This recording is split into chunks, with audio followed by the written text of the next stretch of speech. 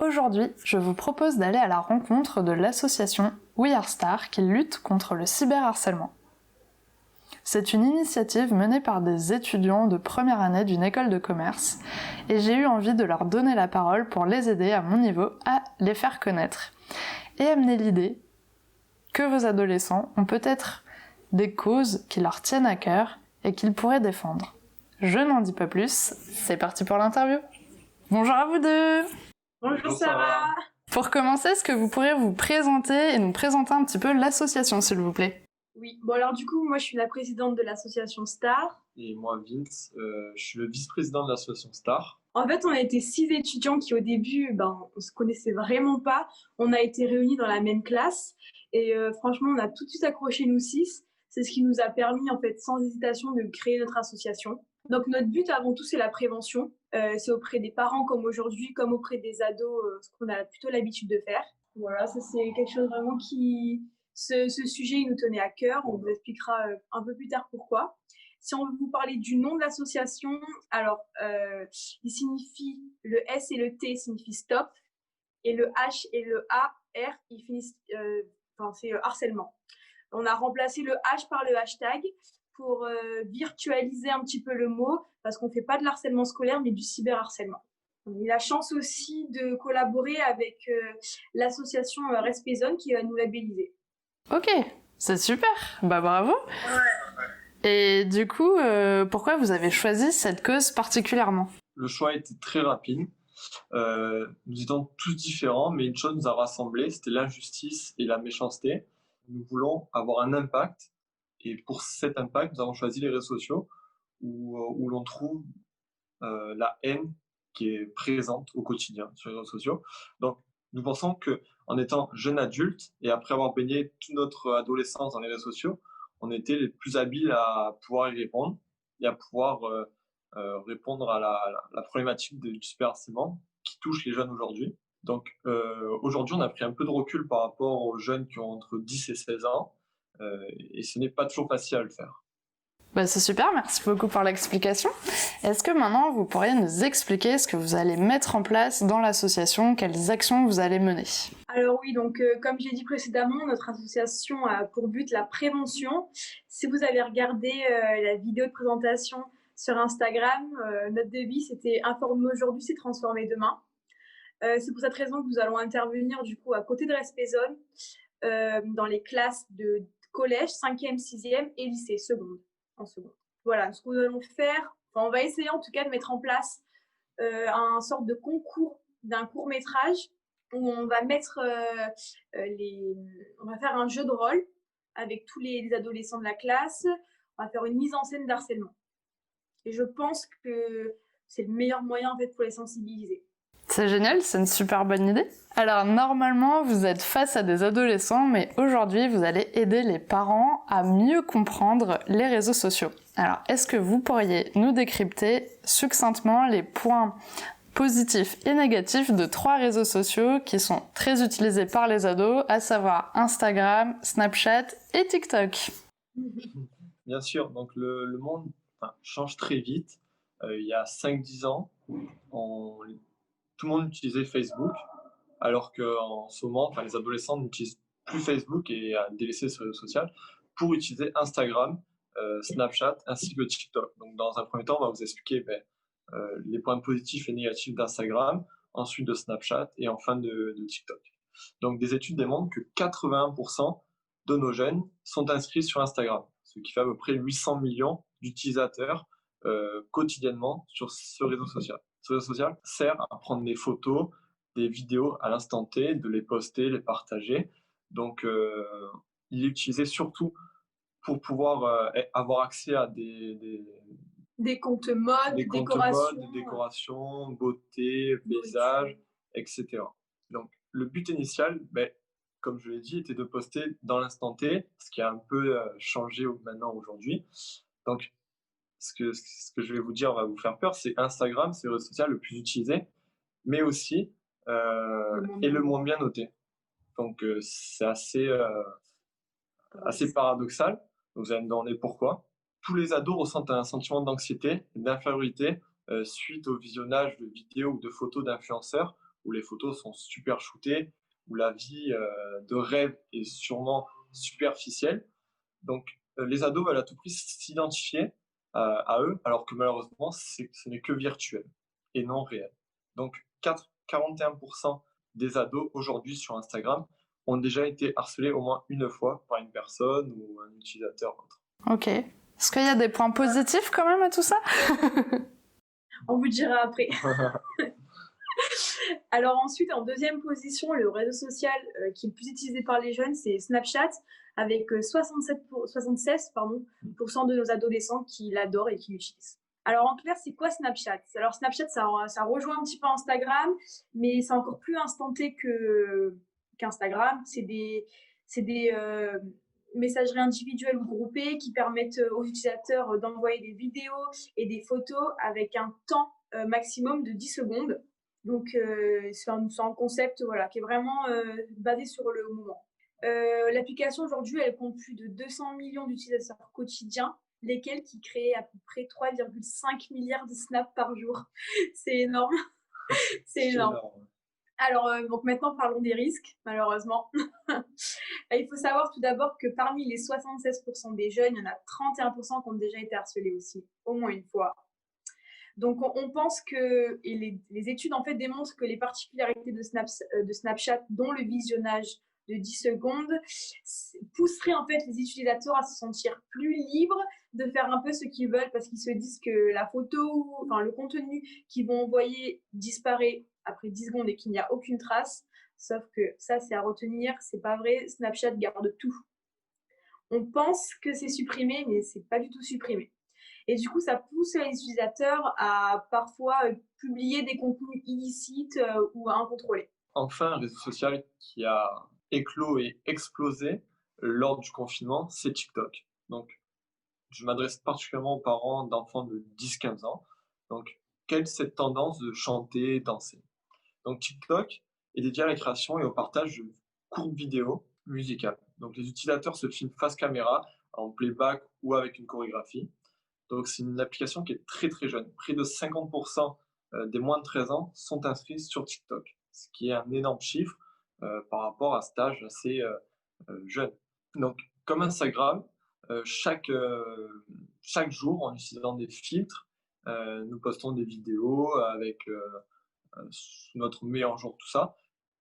Tout ça pour attendre des likes, des partages et surtout des commentaires élogieux. Et ça, c'est très dangereux puisqu'il y a une forme de critique qui s'y met. Les jeunes s'identifient malheureusement à ces partages, à ces likes, n'attendent que ça. Donc, c'est assez dangereux, assez néfaste. Donc il y a une hypersexualisation néfaste et surtout précoce qui se met en place. Donc le risque majeur dans ces réseaux sociaux, c'est que beaucoup de jeunes y sont inscrits et malheureusement, on va dire pas mal de pédophiles y traînent sous forme de comptes fake, sous forme de comptes de jeunes filles, de jeunes hommes qui like ou partagent que des vidéos jeunes adolescents en petite tenue. Tout cela en se cachant et en étant impunis. Donc, seulement entre 10 et 16 ans, il est difficile de prendre du recul au travers de cette situation et de comprendre l'intention de ces messieurs ou de ces mesdames. Qui rentrent en contact sans impunité avec ces jeunes filles. Et qui rentrent dans la vie privée de ces jeunes. Qui demandent des rendez-vous. C'est vraiment le point. C'est pour nous, TikTok, pour notre situation, c'est le réseau social le plus dangereux de nos temps. Et du coup, sur TikTok, tu peux vraiment avoir des MP comme on peut avoir sur Instagram, avoir des messages privés, tu peux vraiment échanger avec les gens en privé? C'est ça. Oui, on a une messagerie individuelle. Chaque compte a une messagerie individuelle. Ok, je savais pas. C'est vrai que j'utilise pas forcément TikTok, donc pour moi c'était vraiment des posts et les gens pouvaient échanger en commentaire, liker, partager, mais je savais pas du tout qu'il y avait un échange en privé. C'est très très jeune, hein. Il y a 53% des utilisateurs Instagram qui ont moins de 13 ans. TikTok. De TikTok qui ont moins de 13 ans. Oui, après, c'est vrai que pendant le confinement, il y a eu pas mal de parents aussi qui ont fait des choses avec les enfants pour les amuser, parce que c'est vrai qu'il y a plein de filtres qui sont assez drôles et il y a plein de challenges à faire qui sont assez marrants. Mais oui, effectivement, il y a aussi ce côté qui peut faire assez peur aussi, où justement, c'est pas forcément contrôlé et tu sais pas vraiment avec qui t'es en train de parler derrière l'écran. Ouais, c'est complètement ça le danger. Et du coup, vous allez nous parler des côtés positifs? Les points positifs, c'est de pouvoir garder contact avec ses amis, de pouvoir partager du contenu, de se lancer dans une forme. Il y a plein d'entreprises qui se lancent comme notre association. Je veux dire, enfin, sans la vidéo et sans le compte Instagram qu'on n'aurait pas publié, on n'en serait jamais ici. Voilà. On ne serait pas avec vous en train de discuter sur ce sujet. C'est Instagram, forcément, il a ses limites, mais ça ouvre plein de portes. Il y a plein de comptes d'influenceurs ou d'entreprises qui ont maintenant un impact gigantesque grâce aux réseaux sociaux et aux comptes qu'ils ont créés. Et est-ce qu'il y a des points positifs pour Snapchat et TikTok du coup? En fait, c'est la nouvelle tendance. Les entreprises, elles utilisent aussi TikTok et Snapchat. C'est peut-être moins répandu aujourd'hui, mais par exemple, sur Snapchat aussi, il y a l'actualité. Wow. Donc, les jeunes qui ont entre 13 et 16 ans peuvent s'informer tout en s'amusant, en slidant dans toutes les vidéos TikTok.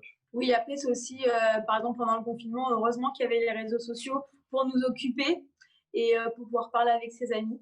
Partager les moments de faiblesse pendant le confinement, qu'à la sortie où tout le monde voulait se retrouver. Voilà. Ça a parlé beaucoup des risques, on a sûrement fait peur. Ouais. Donc maintenant, notre rôle, c'est un peu de vous rassurer. Donc pour les pratiques à connaître pour la protection de son enfant sur les réseaux sociaux, il y en a plusieurs.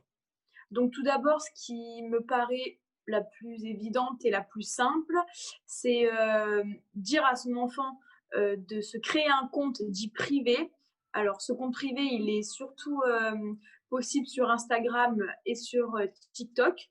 Donc celui-ci, il permet seulement aux utilisateurs que l'enfant aura préalablement sélectionné sur son compte. Et ces utilisateurs-là pourront voir le contenu que les enfants décident. C'est-à-dire qu'il n'y a aucun inconnu qui peut voir le contenu de l'enfant ou rentrer en contact avec lui sans que l'enfant acceptera sa demande. Et sur Snapchat, c'est un peu plus différent, mais c'est tout de même plus simple. Ouais. Sur Snapchat, c'est donc un peu le même principe. Avant qu'une personne rentre en contact avec vous, il faut l'accepter. Donc, il y a quand même une demande, une notification. Tant que l'enfant ne l'aura pas accepté, la personne ne pourra jamais rentrer en contact avec vous. Donc après, pour nous, ce qui reste de loin le meilleur moyen de protéger ses enfants, c'est l'information et la prévention. De parler des risques auxquels ils peuvent être confrontés, leur expliquer aussi que la discrétion, malheureusement dans notre société, reste le meilleur moyen pour être en sécurité. Mais aussi leur dire que peu importe ce qui leur arrive sur les réseaux sociaux, comme des messages par exemple qui les gêneraient de montrer à leurs parents ou qui leur provoquent une certaine honte, voilà, faut leur dire qu'ils sont pas seuls, que c'est quelque chose qui arrive malheureusement à beaucoup de personnes et qu'on résout ça grâce à la parole. Donc il faut vraiment qu'ils se sentent pas seuls face à ce problème, qu'ils puissent en parler avec les parents. Donc voilà, on pense qu'en fait, une bonne éducation sur les réseaux sociaux, c'est mettre une protection efficace. C'est ça. C'est super, merci beaucoup pour toutes ces informations.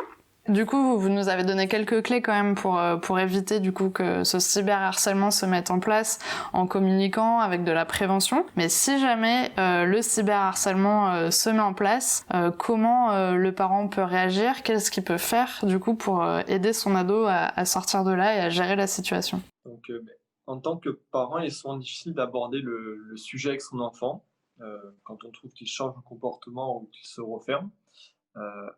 Avant d'en parler, l'enfant doit se sentir en toute confiance. Donc, il faut trouver un endroit neutre pour en parler. Donc, la maison est à éviter parce qu'elle est source de conflits quotidiens, de confrontations quotidiennes.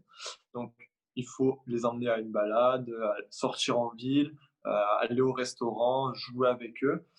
Puis ensuite, essayer d'emmener la discussion en posant des questions simples. Alors, toi aussi, tu suis la tendance des réseaux sociaux, donc explique-moi en quelques mots ce que c'est Instagram, TikTok ou Snapchat. Et si vous voyez que ça le gêne ou que la définition est assez négative, alors il faut persister doucement.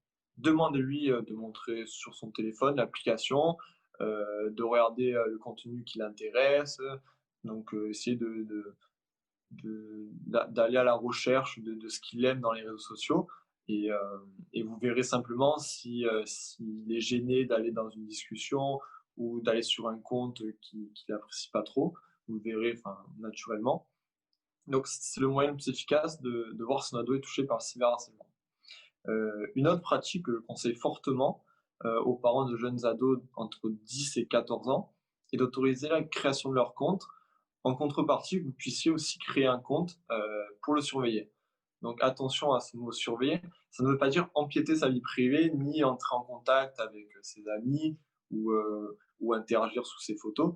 Ce n'est juste pour vérifier qu'il n'ait pas de commentaires négatifs ou de personnes qu'il ne connaît pas, qui s'abonnent ou qui interagissent avec votre enfant. De personnes malveillantes. Personnes malveillantes. Donc, pour résumer un peu tout, il faut quand même laisser la vie privée de son enfant se construire. C'est très important. Mais quand même surveiller, dès que votre enfant change de comportement, essayez de surveiller qu'est-ce qui jeter un coup d'œil. Qu'est-ce qui ne marche pas. Voilà. Qu'est-ce qui fait qu'il se renferme? Qu'est-ce qui fait qu'il ne nous parle plus? En fait, on va le voir assez rapidement si votre enfant ne se sent pas bien. Quand on parle des réseaux sociaux, quand on lui demande qu'est-ce que c'est pour toi Instagram et qui dit, par exemple, c'est un exemple, comme un autre qui pourrait dire, par exemple, les personnes, je trouve qu'elles elles montrent des choses pas forcément gentilles ou elles ne me disent pas des bons commentaires. S'il y a ce genre de réponse, c'est que, honnêtement, il faut être sûr à 98% qu'ils sont touchés par le cyberharcèlement. C'est une étude qui le démontre. Voilà, un commentaire, une définition négative d'un enfant est quand même assez dangereuse et critique. Est-ce que vous avez, est-ce qu'il tout simplement il existe des numéros verts si par exemple le parent a besoin d'aide extérieure pour gérer ce cyberharcèlement? Oui, alors on l'a publié sur notre compte Instagram. On a publié, alors il y a différents numéros, alors je les ai plus tous en tête. On vous les donnera, je les donnerai à Sarah si vous voulez les mettre en barre d'infos pour compléter la description. Mais sinon, c'est sur notre Instagram, on a tout mis en place. Merci beaucoup de nous avoir donné toutes ces informations. J'espère que ça a pu aider les parents à mieux comprendre les réseaux sociaux et comment accompagner son ado aussi dans sa vie numérique. Et maintenant, c'est à nous de vous aider. Vous venez de vous lancer il y a quelques semaines. Est-ce que vous avez une demande particulière à formuler pour que l'on puisse vous aider ? Alors déjà, en fait, on tenait à vous remercier, à toi, Sarah, et aussi particulièrement à l'audience qui va nous regarder. Alors, comment nous aider? Tout simplement en parlant des pratiques, de diffuser les informations que les parents ont apprises aujourd'hui, les diffuser à leurs amis, eux aussi parents et eux aussi inquiets pour leur enfant. Je pense que c'est la première chose à faire et c'est la première requête qu'on demande. Après, nous sommes en perpétuelle envie de nouvelles connaissances et de nouvelles expériences. Alors, s'il y a quelqu'un qui est intéressé par notre projet, surtout n'hésitez pas à nous contacter. On va vous donner ensuite notre Instagram et notre mail pour pouvoir simplement rentrer en contact, discuter. Une simple discussion, pour nous, c'est quelque chose de... Ouais, c'est super. Franchement, on apprend dès qu'on discute avec une personne, on apprend davantage et c'est quelque chose qu'on veut vraiment garder, le contact auprès de personnes qui ont une autre vision du cyberharcèlement ou qui proposent d'autres pratiques de protection. À chaque fois, on apprend vraiment beaucoup de choses. Et si on a une demande particulière à faire aussi, c'est les parents qui ont des questions, les enfants qui aussi ont des questions ou qui ont vécu malheureusement le phénomène du cyberharcèlement, surtout qui n'hésitent pas à venir nous parler. On aura zéro jugement et la seule chose qu'on va vouloir faire, c'est les aider. Ben c'est super, merci beaucoup. Et du coup, pour finir, où pouvons-nous vous contacter? Alors, sur Instagram et sur le mail, on a fait un petit papier parce que on s'est dit que... Alors, je sais pas si ça va donner... Voilà. Donc, on a l'Instagram, WeAreStar, et le mail star.association@gmail.com. Génial, ça ferait une super animation pour la vidéo et dans tous les cas je mettrai tous les liens en description de l'épisode. En tout cas merci pour ce bel échange, j'espère que cette vidéo, c'est pas facile à dire, cette vidéo pourra aider les parents à mieux comprendre ce qui se passe sur le téléphone de leurs ados. Et félicitations en tout cas pour votre belle initiative, j'espère vraiment que cette vidéo pourra un petit peu vous aider à mon niveau. Et merci beaucoup, hein. Merci. Merci d'avoir regardé la vidéo jusqu'au bout, j'espère qu'elle vous a plu. N'hésitez pas à la partager auprès d'un parent qui pourra en avoir besoin, mais également pour faire connaître cette très belle association. Si vous ne voulez pas louper les prochaines vidéos, je vous conseille de vous abonner. À bientôt!